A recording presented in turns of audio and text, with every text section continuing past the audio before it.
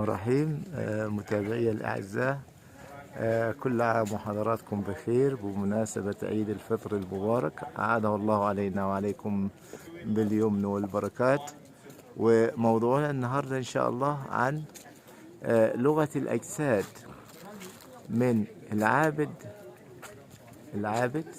للمعبود في أسد معابد مصر. بص حضراتكم، بمعنى ايه؟ بمعنى انه ملك البلاد لو هو يعني هيقدم ميه او هيصب ميه، بيمسك الجره بايديه الاتنين، لمين؟ لامون رع وموت وخنسو.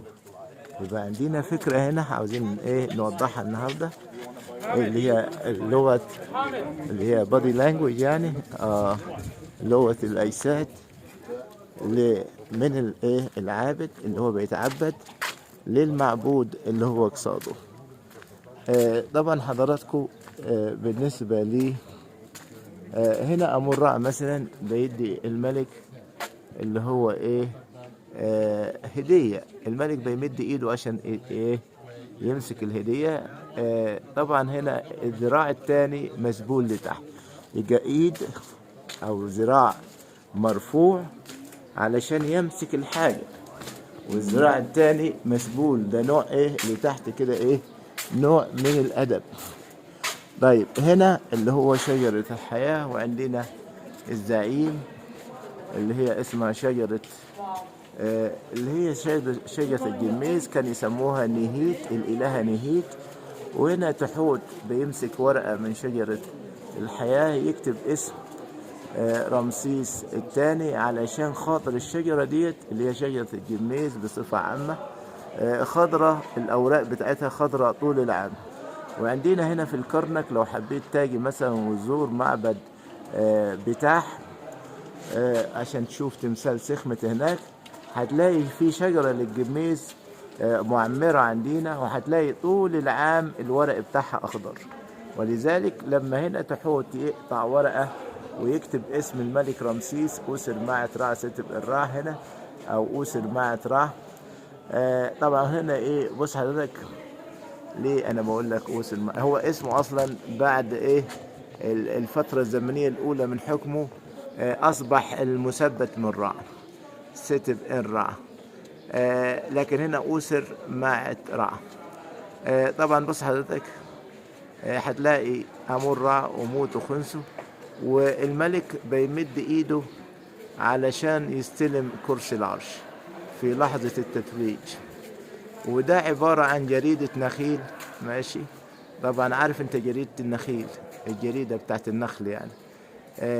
طبعا عشان فيها سقف كتير من العدد بتاعها، قال لك هنا ايه تبركا بيها، فانه الملك سوف يصبح ملكا للبلاد ل100,000 سنة، ماشي؟ وده الأمنيات يعني بتاعت كل ملك عايز يعمر لهذه الدرجة. بص حضرتك، هو بيستلم كرسي العرش شمال وجنوب مصر في لحظة التتويج من امون رع. ولو بصيت حضرتك بيمد ايده والايد الثانية ماسك الكرباج والعصاية اللي هم الرمز السلطة. طبعا احنا هنا في تاج الحضارات الأقصر، وفي أسد معابد مصر، وفي صالة الأعمدة الكبرى، ماشي؟ في صالة الأعمدة الكبرى. طبعا احنا قلنا على لغة الجسد من العابد للمعبود، وهو تسجيلنا النهاردة. بس أنا عايز أوريكم حاجة اللي هي هنا في الكرنك تخص لغة الجسد، يعني بالنسبة للملك. الملك هنا طبعا في غالبية النقوش عندنا رمسيس الثاني. رمسيس الثاني على أحد الأعمدة بيقدم زي ما حكينا قبل كده اسمه، لكن هنا انت لو بصيت فوق ماسك بإيديه الاتنين الزهور، بيقدمها لأمون رع وزوجته اهو، او لامون رع وحتحور، او امون رع وايزيس. امون رع كموت اف وايزيس على حسب ان ايزيس في الحاله دي ام امون رع كموت اف، لكن موت زوجة آمون رع. الفكرة وما فيها هنا احنا في صالة الأعمدة اللي هي صالة الاحتفالات في الكرنك، الهايبستايل هول. طبعا حضراتكم انا عايز اوريكم حاجة مهمة هنا، اللي هو موضوع القسم. احنا قلنا البادي لانجوج ديت اللي هو لغة الجسد مهمة طبعا عشان نعرفها. وهتلاقي هنا انت حضرتك هتلاحظ، بص حضرتك، الملك رمسيس الثاني، بص حضرتك عايز اوريك حاجة حلوة. الملك رمسيس الثاني هنا، شوف جمال الالوان بعد ما اتنضفت، يعني الناس مشكورين المرممين هنا. بص حضرتك عندنا أوسر ماعة رع. طيب في كفة الإيد رمسيس الثاني ماسك علامة النب، والنب هنا معناها كل، ورافع الذراع الثاني، ماشي. يعني لو لاحظت حضرتك هو بيمسك نب ماعة رع بالذراع الأيمن ولا الأيسر؟ لا بالأيسر. بص كده حضرتك الرسمة، بيمسك بالأيسر وبيرفع الذراع الأيمن.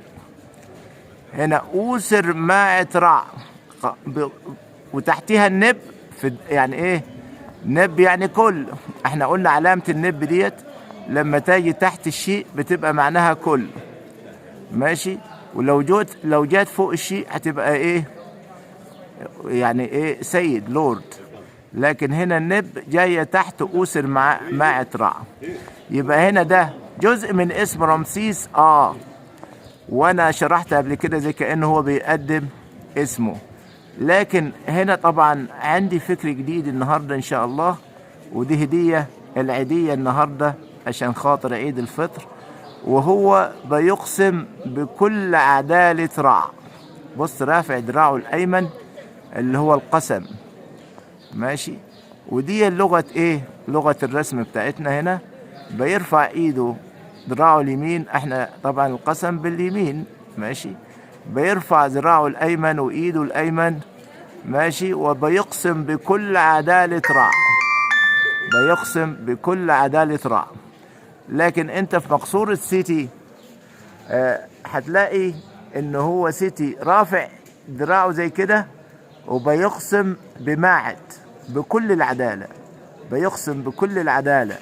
لكن هنا عندنا بيقسم بإيه؟ بكل عدالة رع، بكل قوة عدالة رع. أوسر ماعة رع، لأن هنا أوسر قوة، أوسر ماعة رع نب، أوسر ماعة رع. قسم هنا بقوة كل عدالة رع، ماشي، أو بعدالة رع القوية. ممكن تترجم كده أو إيه، ممكن تترجم كده، يعني إيه؟ أوسر ماعة قوة عدالة رع. طب وقلنا الكل اللي تحتيها نب ديت، يبقى قسم بكل عدالة رع. طبعا القسم ده احنا في صالة الأعمدة الكبرى، وطبعا القسم ده استدلال على انه من الممكن كان في العصر الفرعوني ملك البلاد يتوج هنا في الصالة اللي احنا هنا فيها ديت، وانه هو كان يوضع التماثيل على سبيل المثال تمثال آمون رع هنا، وهو يرفع ايده ويقسم بكل عدالة رع او قوة عدالة رع انه هو يكون ملك صالح لبلاده. وده قسم التتويج، وهي ديت اللي هي ايه؟ البودي لانجويج او لغة الجسد اللي انا بقول لحضرتك عليها. لانه طبعا هيجي زميلي يقول لك لا يا استاذ جمال مش مكتوب هنا قسم، وده طقس ديني عادي، وده طقس تقديمات.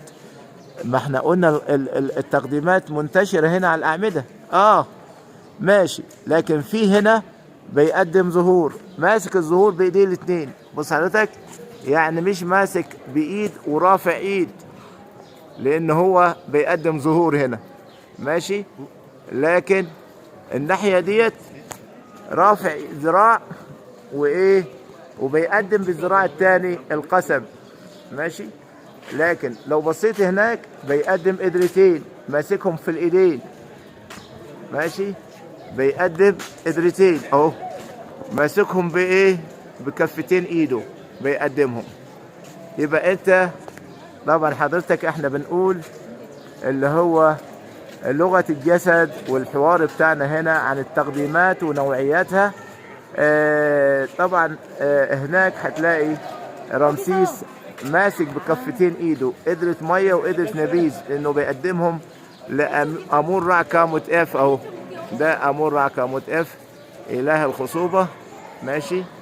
فطالما هنا ماسك بإيديه الاتنين، لكن ماسك بإيد ماشي والإيد التانية رافعها لفوق، ايه يعني هيقول له هلو؟